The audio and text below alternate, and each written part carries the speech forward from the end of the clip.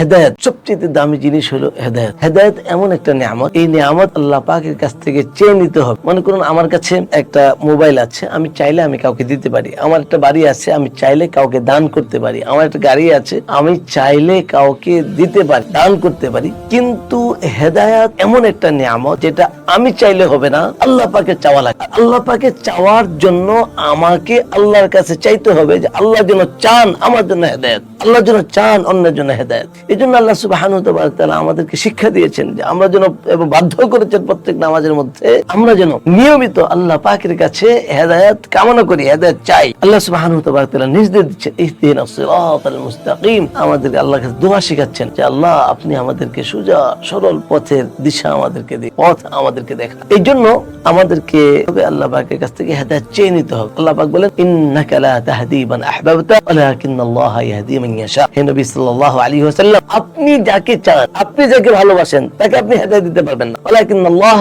ইয়াহদি মান ইয়াশা, আল্লাহ যাকে চান তাকে আল্লাহ হেদায়েত দিবেন। তার মানে হেদায়েতের বিষয়টা হলো আল্লাহ চাওয়া লাগে। এই জন্য আমি এখন হেদায়েতের উপর আছি, আমার মত যে হেদায়েতের উপর থাকবে তা আমি জানি না। আল্লাহ চাইলে আল্লাহ আমার উপর নারাজ হয়ে আমাকে গুমরাহ করে দিতে পারেন। আমরা কিছুদিন আগে দেখেছি এক ইমাম সাহেব খ্রিস্টান, আমরা কুড়িগ্রাম গিয়েছিলাম কিছুদিন আগে। কুড়িগ্রাম জেলা ফুলবাড়ি থানা আনন্দবাজার এলাকা চরকুর মন্ডল গ্রাম, ওখানে এক ইমাম ইমামতি করেছে, খতিবগিরি করেছে 7 বছর। এখন সে খ্রিস্টান, হেদায়েত ছিল, হেদায়েতের আরো হয়ে গিয়েছে। এই জন্য আমাদেরকে এই হেদায়েতের উপরে টিকে থাকার জন্য আমাদেরকে চেষ্টা করতে হবে, মেহনত করতে হবে, আল্লাহর কাছে নিয়মিত দোয়া করতে হবে আল্লাহ পাক যেন হেদায়েত আমাদেরকে দান করেন এবং হেদায়েতের উপর টিকে থাকার তৌফিক দান করেন। সাথে সাথে যাদের হেদায়েত নেই, যারা বিপথে আছে, যারা জাহান্নামের পথের পথিক, তাদের জন্য আল্লাহর কাছে হেদায়েত চাইতে হবে যে আল্লাহ আপনি আমার অমুক ভাইটাকে হেদায়েত দিয়ে দেন।